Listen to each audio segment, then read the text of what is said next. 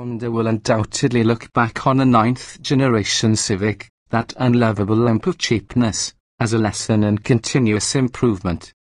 In so repeatedly flexing its renowned rapid product development muscle, overhauling the all-new 2012 Civic just a year later and then adding substantial equipment, including a new transmission for 2014, Honda has surely grown stronger.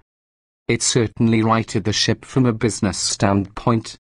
Civic sales boomed over the past 3 years, even if enthusiasts, ourselves included, haven't much praised the product of Honda's face-saving efforts.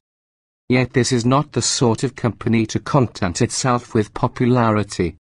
Honda has traditionally sought critical acclaim as well, with cars that are more like Spielberg films than blockbusters from Michael Bay.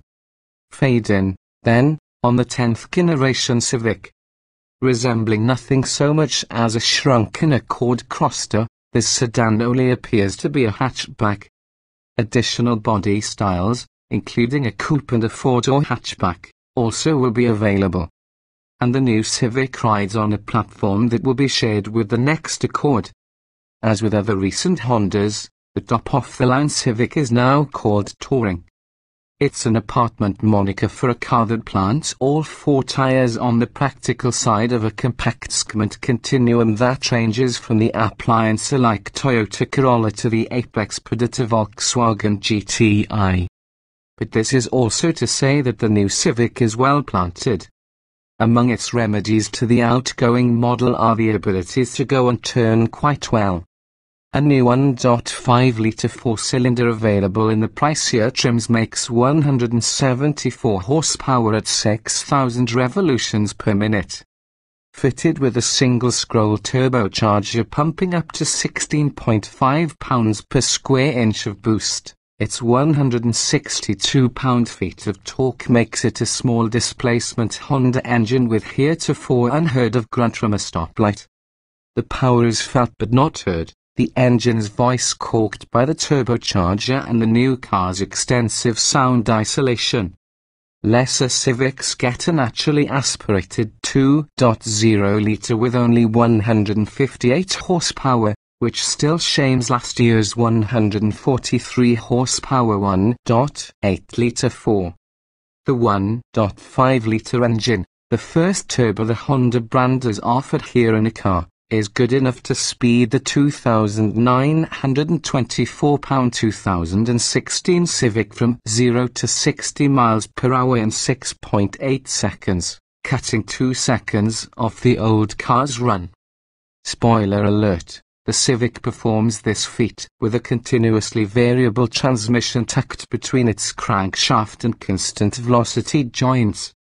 At least the CVT mostly behaves itself, with the Turbo 4's 1,700 to 5,500 RPM torque plateau keeping it from chasing the ends of the tachometer with your right foot's every twitch. There is some turbo lag from a standing start, but once revs build, throttle response is better than with most CVTs. Put the transmission in S rather than D and the engine is kept spinning about 1,000 revolutions per minute higher so that the turbo spools up more quickly. The CVT even does a reasonable imitation of a conventional automatic when the driver mashes the throttle pedal to the floor, upshifting at its 6,000 revolutions per minute power peak. But just as in last year's CVT-equipped Civic, there is no manual mode to control the ratio slide. At this point, no manual transmission is offered with the turbocharged engine, either, though Honda will sell you a 6-speed with the 2.0-litre.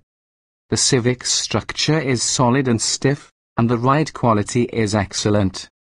Thick anti-roll bars 1.0 inch in front and 0.7 inch in the rear help the front struts and rear multi-link suspension keep body movements in check. The wallowing understeer common in this class has been uncommonly banished. Brake-based torque vectoring crisply points the car into turns in a way the old Civic could never manage. The new variable ratio electrically assisted power steering is about 10% quicker than before, though it's still too flavorless. turn the wheel past its annoying onset dead spot and it does wait up, but without telling you much about what the front tires are doing. They were mostly squealing during testing. The Civic's 0.82 grams performance on our skid pad trailed the last Civic sedan we tested in 2014. Braking was also off the pace, the car taking 178 feet to stop from 70 miles per hour, 13 feet more than the old model.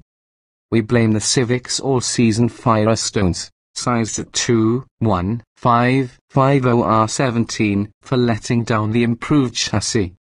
With slightly more sidewall than the old model's 45 series tires, it's a sure bet that this rubber was selected for reasons besides its ability to grip the road, such as ride comfort and low rolling resistance.